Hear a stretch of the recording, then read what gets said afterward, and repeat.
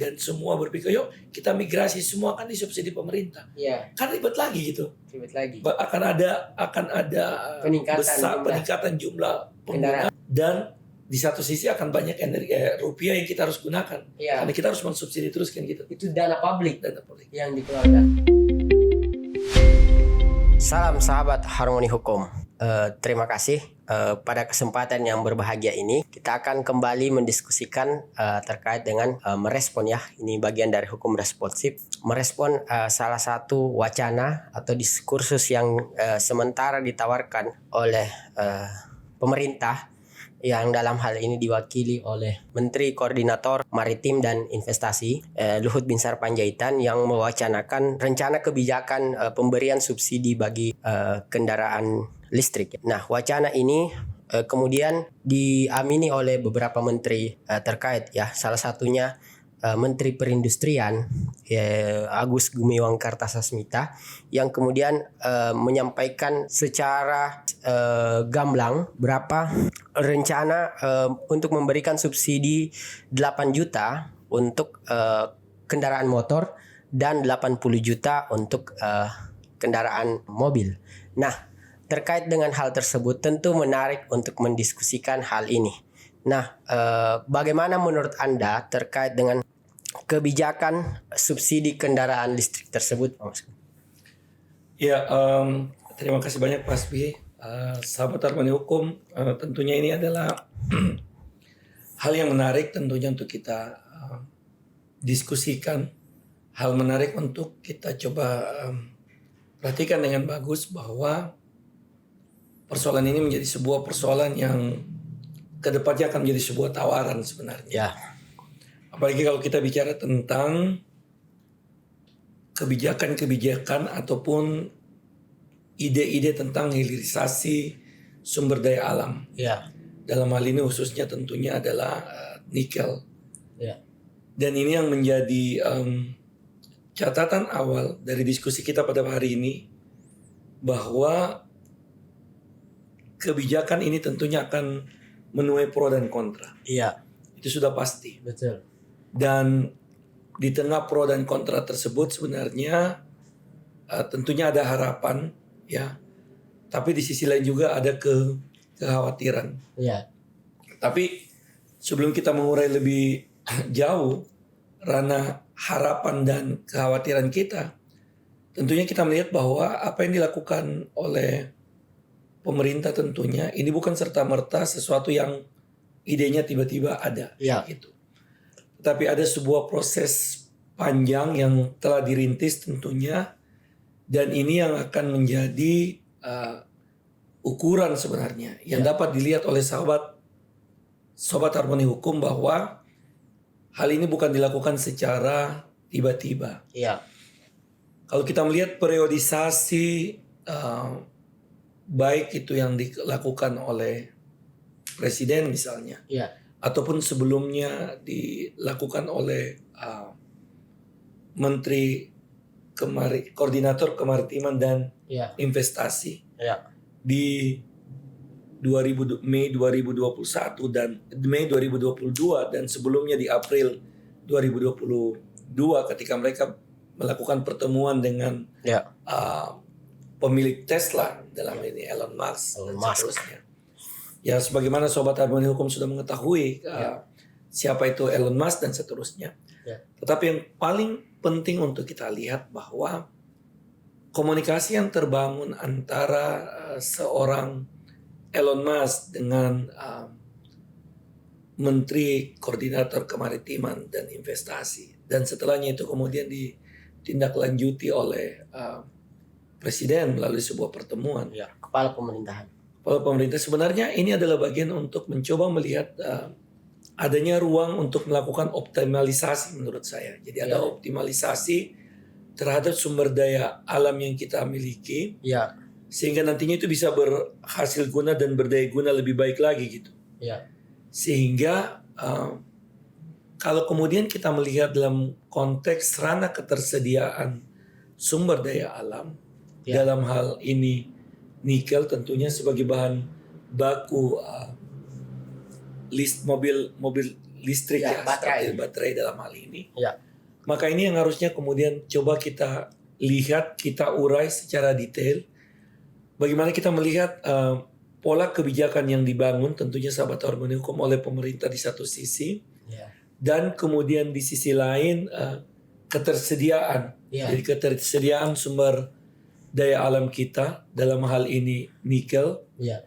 Karena tentunya ini bukan produksi untuk sekali produksi, tetapi akan membutuhkan waktu dari waktu ke waktu, sehingga yang dibutuhkan adalah ketersediaan sumber daya alam di satu sisi, Ya. dan di sisi lain kemudian yang tidak kalah pentingnya adalah menurut saya adalah pengelolaannya dari sisi manajemennya. Ya. Bagaimana mengelola dan menjamin bahwa ketersediaan sumber daya alam itu akan berkelanjutan. Ya. Jadi dia tidak menjadi cerita seperti cerita di masa lalu tentang bagaimana kayanya Indonesia dengan sumber daya alam, Ya. tapi di satu titik kemudian kita kehilangan semuanya. Ya. Hanya untuk tujuan-tujuan tertentu yang pada akhirnya untuk kurun waktu satu generasi kemudian menyengsarakan generasi berikutnya. Ya. Itu catatan penting sebenarnya yang coba kita lihat. Tetapi kita juga harus bilang bahwa Ya. ini adalah sebuah langkah terobosan sebenarnya Ya. yang coba dilihat sebagai sebuah peluang, karena di satu sisi kita bicara dalam konteks fosil seperti itu, Energi fosil. Ya. di mana kemudian pilihannya kita harus mulai beradaptasi untuk menggunakan atau memanfaatkan hal-hal lain yang perlahan tapi pasti kita mengurangi. Lebih Kita efisien. mengurangi energi fosil dengan argumentasi perubahan iklim Ya. dan lain sebagainya, Nah. yang merupakan isu-isu yang tidak bisa dihindarkan lagi sahabat harmoni hukum. Ya. Dia adalah sebuah isu yang pasti terada, sehingga untuk masa yang akan datang memang kita harus berani untuk memikirkan terobosan-terobosan Ya. terbaru. Itu positifnya dari apa yang dilakukan oleh pemerintah tentunya, Pak. Ya. Tetapi asa yang baru saja tadi kemudian saya sampaikan, Ya. kekhawatirannya juga banyak sebenarnya. Ya. Ya, kekhawatiran dari sisi ketersediaan sumber daya alam nikel kita, proses manajemennya, Ya. pengelolaannya, pengambilan kebijakan dan seterusnya. Ya. Karena ini karena bingkainya nantinya kita bicara bingkai mencoba untuk menggeser sedikit energi fosil ke energi terbarukan EBT, Ya. seperti itu. Sehingga kenapa kemudian gagasan EBT pun kemudian coba didorong oleh pemerintah melalui rancangan undang-undang EBT, itu adalah bagian tidak terpisahkan sebenarnya. Bagaimana kita melihat hal ini menjadi sangat penting. Nah, ini catatan awal sahabat harmoni hukum, di mana kita mencoba melihat dengan baik dan tentunya dengan berimbang bagaimana kebijakan ini diambil oleh pemerintah di satu sisi, Ya. dan di sisi lain kemudian kita juga memperhitungkan dampak yang mungkin timbul dari kebijakan yang ada, karena kita belajar dari ratusan tahun yang lalu, bahkan puluhan tahun yang lalu, bagaimana kemudian perlahan tapi pasti sumber daya alam kita kemudian habis, Ya. dan kemudian tidak menyisakan apa-apa Ya. bagi generasi berikutnya. Ini yang kemudian yang harusnya menjadi hal yang harus dipertimbangkan tentunya sahabat harmoni hukum, dan kajian-kajian menurut saya sih kajian-kajian tentang EBT ini menjadi penting sebenarnya, termasuk kebijakan yang akan yang mulai dirintis dan kemudian mulai dibunyikan menurut saya melalui forum-forum diskusi tentang bagaimana optimalisasi ataupun kemudian mengefektifkan hilirisasi dari pemanfaatan sumber daya alam kita di sektor nikel dalam hal ini. Saya kira seperti itu kira-kira sahabat harmoni hukum. Salam sahabat harmoni hukum. Kita kembali lagi ya. Di sesi kedua ini kita akan mengelaborasi lebih jauh terkait dengan pandangan Pak Maskun tadi yang menekankan terkait ketersediaan sumber daya alam, dan yang di lain sisi terkait dengan prinsip keberlanjutan ya Dang, yang harus ada dalam pengelolaan sumber daya alam tersebut.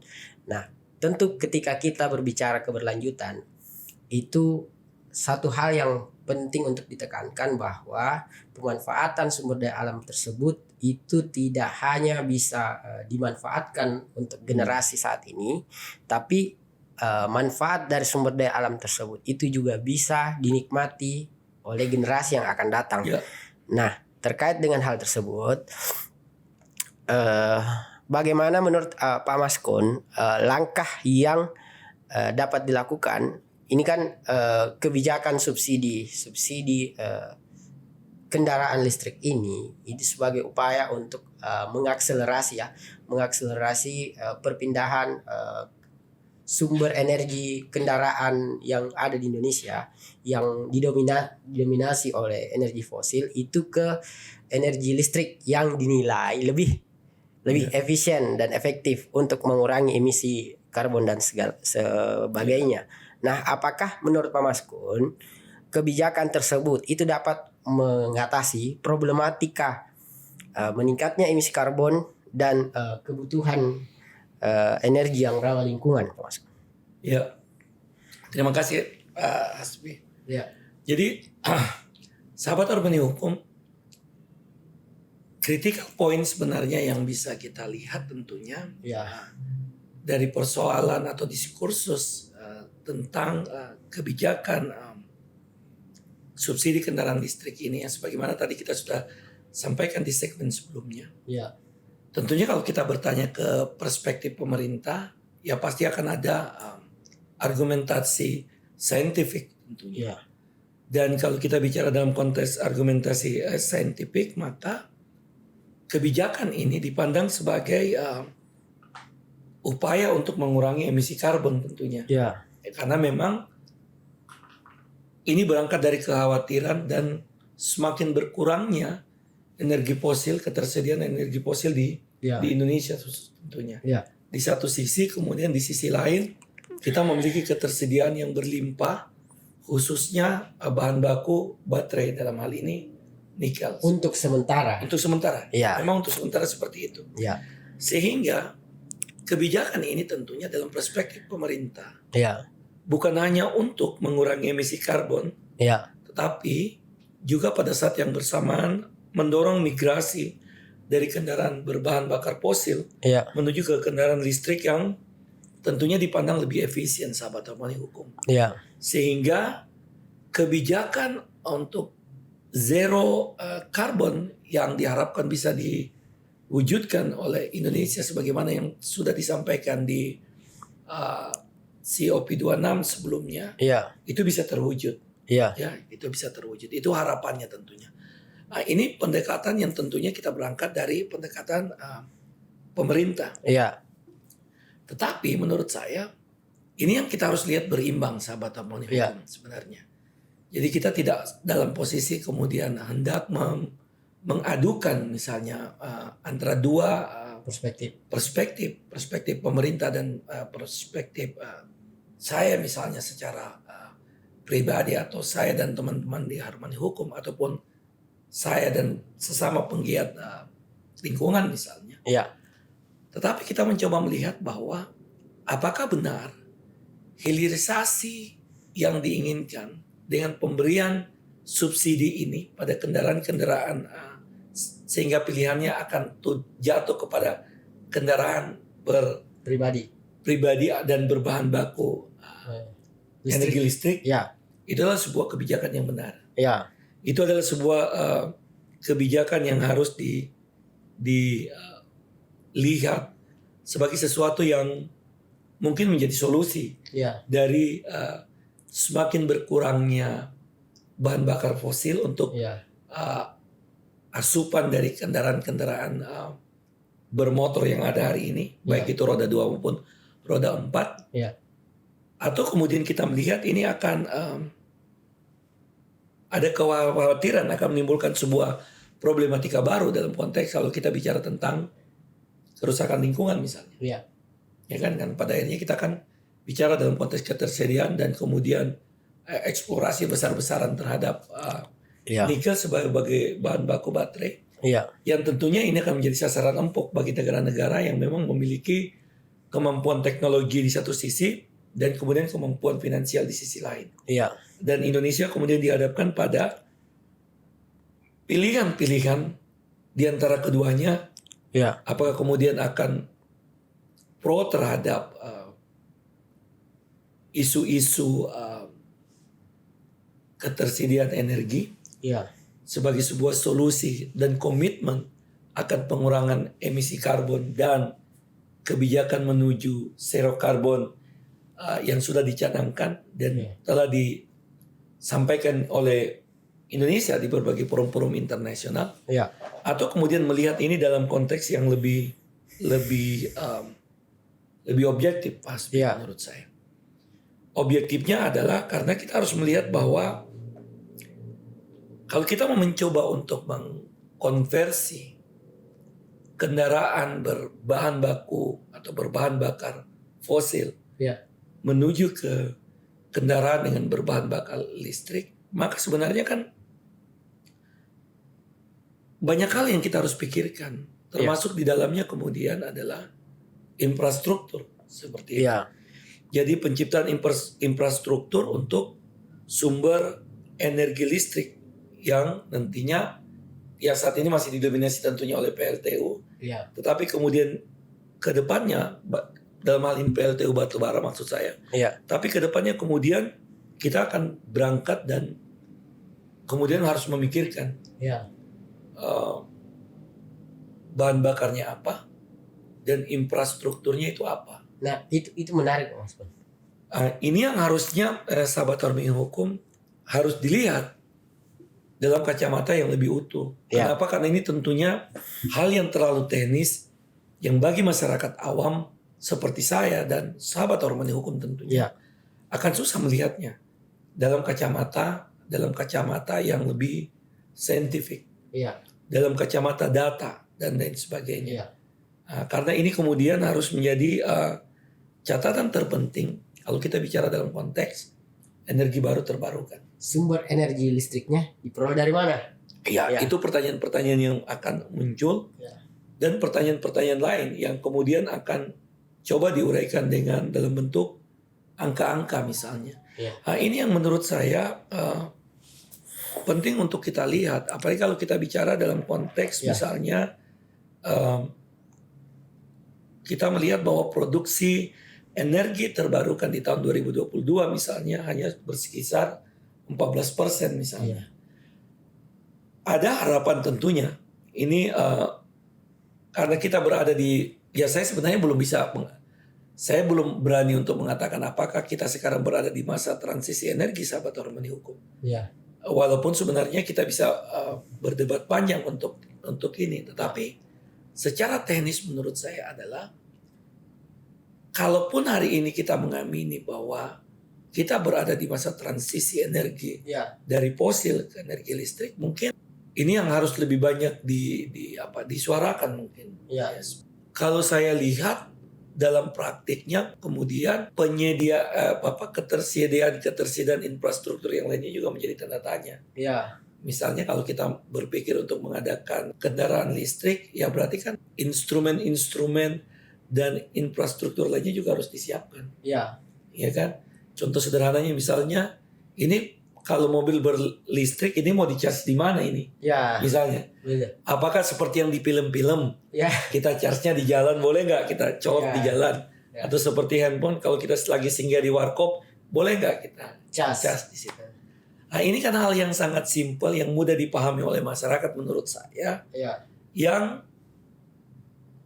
idenya memang harus lebih cair gitu. Ketimbang kita harus bicara tentang zero karbon, kita bicara tentang pengurangan emisi karbon, itu ada gap pengetahuan sebenarnya menurut saya. Jadi kalau kita bicara tadi pertanyaannya Pak Hasbi tentang kebijakan, maka harus ada jembatan untuk membridging kebijakan ini dari ide yang terlalu akademik menurut saya ke hal yang sangat mudah dipahami oleh masyarakat awam.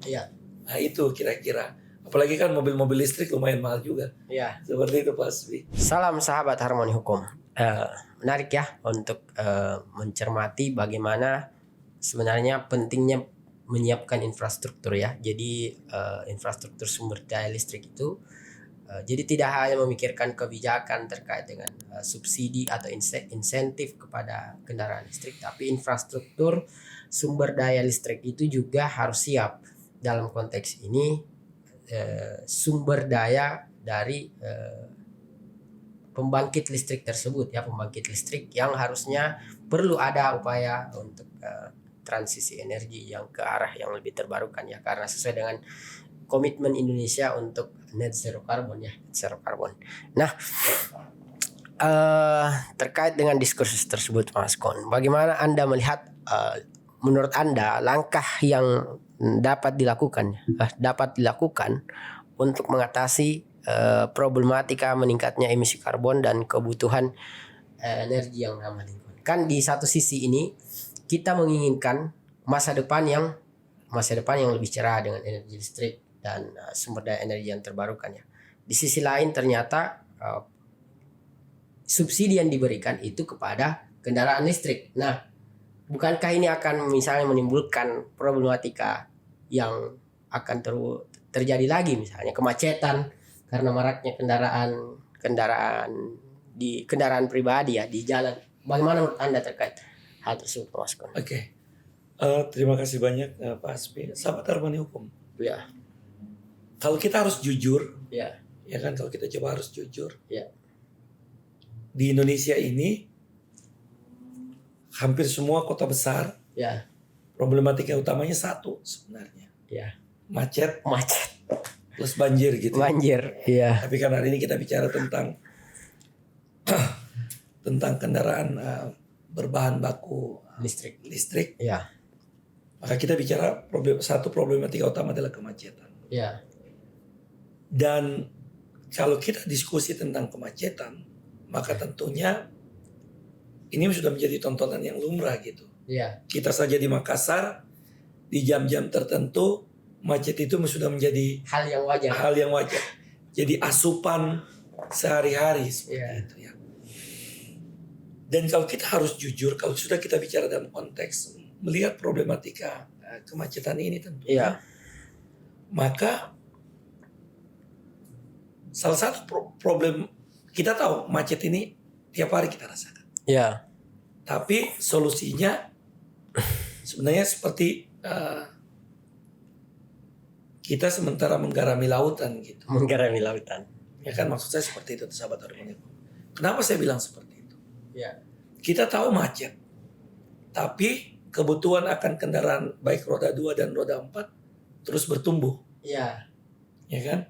Dia terus bertumbuh. Ya. Kita tahu macet, tapi harusnya kan yang dikendalikan adalah misalnya untuk hal yang sangat sederhana, bagaimana mengendalikan jumlah kendaraan roda 2 atau roda 4. Iya. Atau Ya. kita berpikir bagaimana kemudian memperbaiki pola transportasi publik misalnya. Iya. Ya kalau di Makassar ini kan pola transportasi publik sudah mulai digalakan dengan mobil Teman bus. ya teman bus seperti itu. Ya. Tetapi itu juga masih harus diuji. Iya. Apakah memang sudah dipergunakan sebaik-baiknya oleh warga masyarakat kita? Betul. Karena di sisi lain kalau kita bicara rute juga mereka tidak punya rute yang khusus untuk itu. Nah. Yang paling tidak menikmati rute yang dengan pola privilege misalnya, yang bisa dengan mudahnya. Ya. Akan juga tidak seperti itu. Ya.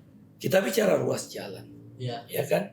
Belum lagi kemudian kalau kita bicara dalam konteks yang paling mendasar menurut saya adalah konteks mental gitu. Jadi kita bicara tentang Mental. kesadaran masyarakat kita yang lebih cenderung berpikir sangat praktis gitu. Ya. Tetapi menurut saya di tengah-tengah pemikiran yang sangat praktis dari warga masyarakat kita, tetapi itu juga kita tidak bisa salahkan misalnya. Ya. Karena memang pemerintah tidak hadir dengan moda transportasi publik yang semua kita bisa mengakses dengan baik, Ya. sehingga kemudian akan mengurangi ketergantungan kita pada kebutuhan akan kendaraan pribadi baik itu roda 2 atau roda 4. Nah, itu problematika panjang kita tidak tahu siapa yang di mana awal dan akan di mana akhirnya karena debatnya akan panjang. Iya.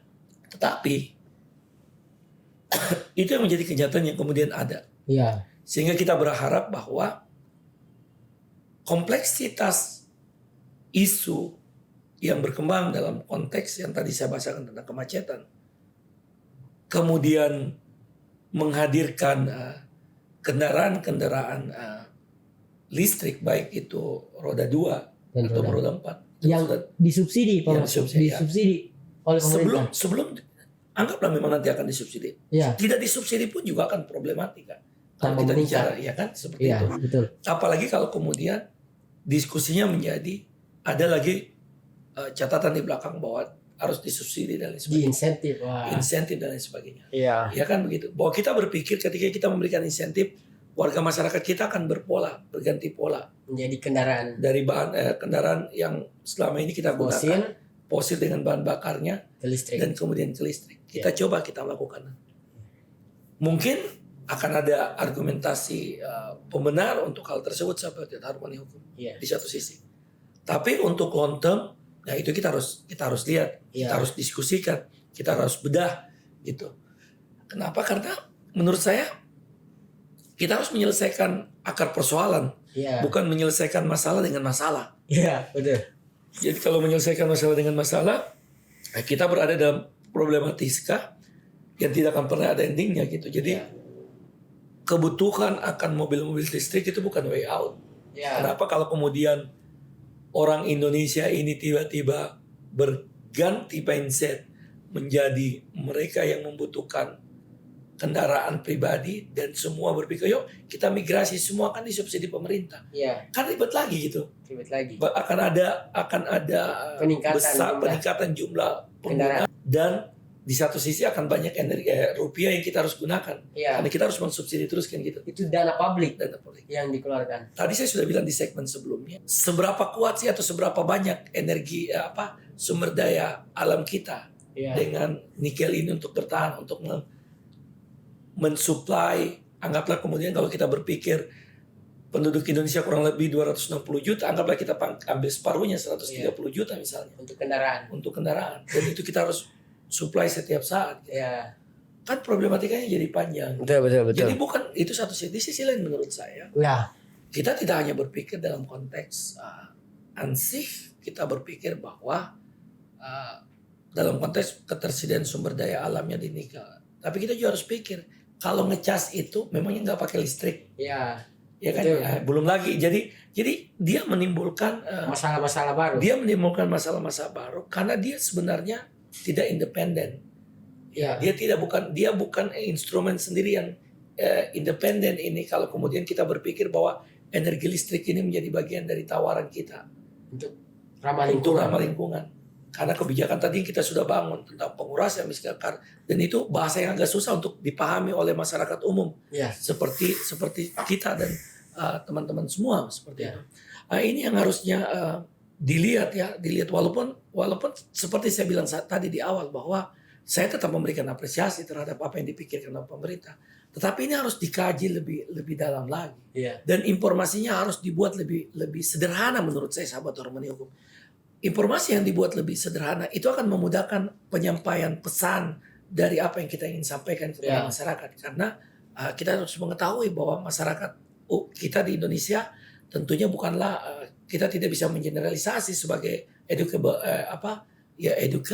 person gitu, educable people, bahwa mereka adalah orang-orang yang berpendidikan. Iya. Tidak seperti itu. Ini yang harus kita lihat dengan bagus sehingga kemudian permasalahan kebutuhan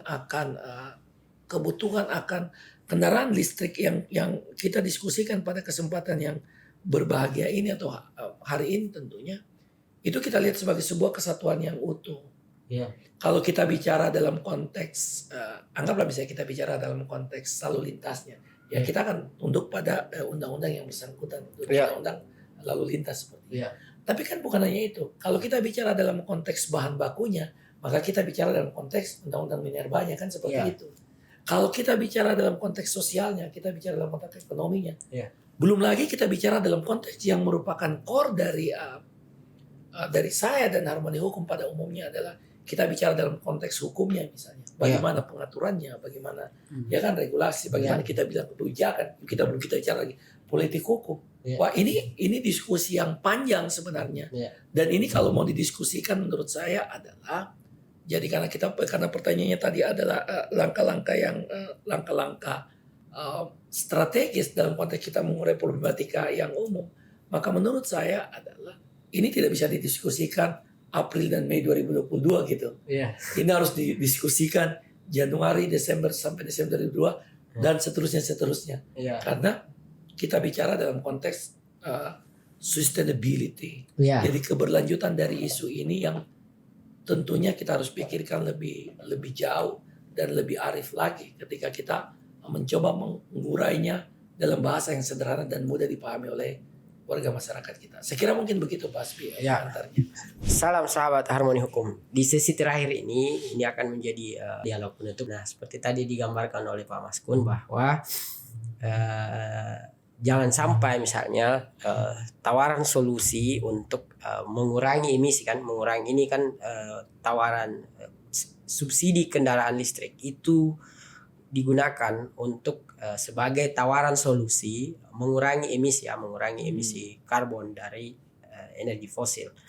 Nah, justru solusi tersebut kemudian menimbulkan problematika baru di perkotaan seperti tadi yang digambarkan bahwa akan menimbulkan meningkatnya pembelian kendaraan listrik, kendaraan pribadi yang akan memicu efek selanjutnya yaitu kemacetan. Nah, bagaimana menurut Pak Maskun terkait ini? Apakah ada solusi yang ditawarkan Pak Maskun? Misalnya. Sahabat Harmoni Hukum. Ini kalau kita harus jujur ya. Kalau saya sih selalu bilang bahwa ini butuh diskusi panjang. Ya, betul. Butuh diskusi panjang, butuh visibility study yang lebih mendalam. Betul. Itu yang harus dilakukan. Makanya tadi saya bilang ini bukan kegiatan April Mei 2022 gitu. Jadi seperti itu. Tetapi kita harus lihat long term-nya. Sekarang kalau kita bicara dalam konteks Indonesia dan kita bicara dalam konteks Makassar misalnya, selalu kita akan pertanyaan berapa banyak sih sebenarnya kendaraan yang lalu lalang setiap hari, dalam hal ini roda 2 atau roda 4 yang merupakan boleh kita katakan bahwa bukan penopang, maksud saya pasti lebih pada pengasup yang banyak menggunakan bahan bakar fosil kan seperti itu. Jutaan bahkan mungkin. Kan itu pertanyaan yang orang sudah tahu jawabannya gitu ya kan. Dan sekarang kita tiba-tiba datang dan kita mengatakan oke, tolong ganti dong cara nggak usah pakai mobil yang berbahan bakar, pakai dong mobil listrik. Ya kan, mobil listrik pribadi lebih ramah lingkungan. Lebih ramah pribadi. Tapi kan pribadi gitu. Kita berilah mereka insentif. Pertanyaan berikutnya, apakah itu akan menyelesaikan persoalan? Bisa ya, bisa tidak menurut saya. Tapi saya akan mengatakan mungkin saat sekarang ini tidak. Kenapa? Karena kalau kita lihat di masyarakat, kita melihat saat sekarang ini misalnya harga mobil listrik saja lumayan mahal gitu. Makanya disubsidi. Supaya lebih murah. Ya kan? Menyelesaikan masalah. Enggak yang bisa punya duit dan beli mobil saja. Sekarang pertanyaannya, masyarakat Indonesia itu atau masyarakat di Makassar yang punya kemampuan untuk memiliki mobil ataupun kendaraan roda 2 dan roda 4 secara pribadi berapa banyak sih? Mungkin tidak sampai setengahnya. Anggaplah kalau kita menstatistikannya ada 1.000, mungkin 500. Terus 500-nya itu kita mau apain gitu? Ya kan? Sementara moda public transportasi kita ya masih seperti sekarang ini. Berarti kan harusnya dipikirkan adalah, menurut saya tadi yang seperti di segmen sebelumnya saya bilang bahwa perbaiki dulu moda transportasi publik yang kita tawarkan. Kalau kita mau memang berpikir bahwa itu yang kita harus supply, ya udah supply itu aja gitu. Itu yang diberi subsidi. Subsidinya bukan hanya kepada moda transportasinya, tetapi termasuk akses masyarakat terhadap moda transportasi tersebut. Itu akan merubah mindset kita dan kemudian kita berangkat untuk beralih. Dan ketika kita bicara dalam konteks tersebut, tadi juga sudah saya simpulkan bahwa kita butuh infrastruktur. Iya. Dengan cara seperti itu, maka kita akan membuat jalan-jalan khusus untuk moda-moda transportasi publik Iya. yang akan sangat mudah diakses oleh publik. Iya. Itu kan pilihan-pilihan yang kemudian kita bisa, kalau kita memetakan warga masyarakat kita, maka kita akan paling tidak merangkul mereka yang memang tidak punya kemampuan untuk memiliki roda 2 dan roda 4. Iya. Mereka dapat fasilitas kendaraan publik. Ya publik, ya kan? Iya. Jadi pilihannya jadi win-win solution. Mungkin akan teman-teman sahabat Harmoni Hukum ataupun kemudian yang menonton channel ini misalnya, kemudian akan timbul pro dan kontra. Ya itulah kenapa kemudian kita mencoba mendiskusikan hal tersebut. Inilah diskursus Ya, ya. seperti itu. Nah, ini yang harusnya menjadi catatan penting pemerintah. Ya. Jadi catatan penting pemerintah ke masa datang. Kalau kemudian pilihan-pilihan seperti ini yang dilakukan. Kalau menurut saya sih yang paling dibutuhkan saat sekarang ini, kalau kita tidak hendak kemudian mendebat dan kemudian memposisikan tentang apakah kebutuhan akan kendaraan berlistrik misalnya, baik itu roda 2, yang roda 2 juga sekarang sudah mulai banyak kita lihat ya. Yang juga ya menurut saya salah satu problematikanya akan muncul nanti adalah persoalan regulasi. Iya. Itu ada regulasi dan lain sebagainya, karena kita belum diregulasi kita baik itu di undang-undang lalu lintas ataupun kemudian angkutan jalan dan seterusnya belum mengkualifikasikan misalnya motor listrik itu bisa dikualifikasikan nggak sebagai roda 2 dalam praktik. Nah itu tunggu dulu, itu juga diskusi panjang. Itu diskusi yang lain. Diskusi yang lain itu. Tapi itu maksud saya gini, sahabat Harmoni. Ini cara kita berpikir menyederhanakan, karena saya kepingin sebenarnya kita masyarakat di lapisan menengah ke bawah, ke grassroots itu diberi pemahaman dengan cara yang sederhana gitu. Tidak bicara dalam konteks energi karbon, ataupun kalau harus bicara tentang emisi, kita bicara dalam bahasa yang lebih cair. Betul. Gitu. Begitu juga kalau kita bicara tentang net zero karbon juga seperti itu. Ini sebenarnya yang harusnya diberikan catatan. Sehingga kesimpulan saya dari yang pertanyaan terakhir mungkin dari Pak Hasbi, ya kalau saya misalnya disuruh pilih, kalau seperti itu misalnya disuruh pilih kendaraan pribadi atau transportasi publik, ya pasti saya bilang transportasi publik. Pasti saya bilang seperti itu. Kenapa? Karena saya harus merangkul dan mewakili, merepresentasikan. Kalau tadi statistik sederhana 500 dari 1000 penduduk Makassar misalnya yang memang membutuhkan itu. Masyarakat yang tidak memiliki akses. Ya, itu contohnya. Jadi keberpihakan kita sebenarnya adalah keberpihakan yang betul-betul memang sangat humanis. Karena kemudian kita mempertimbangkan di semua lapisan masyarakat. Nah, saya kira mungkin itu kedepannya yang harus dipikirkan oleh pemerintah untuk melihat kebijakan ini adalah sebagai sebuah kebijakan yang pro, baik kepada mereka yang dalam tanda petik sebenarnya masyarakat-masyarakat yang membutuhkan akses publik yang lebih banyak, dan kemudian perlahan tapi pasti kita mulai mengurangi dominasi kendaraan roda 2 dan roda 4 secara pribadi. Yang itu yang memang menjadi problematika di kota-kota besar di Indonesia hari ini, termasuk Makassar, sahabat Harmoni.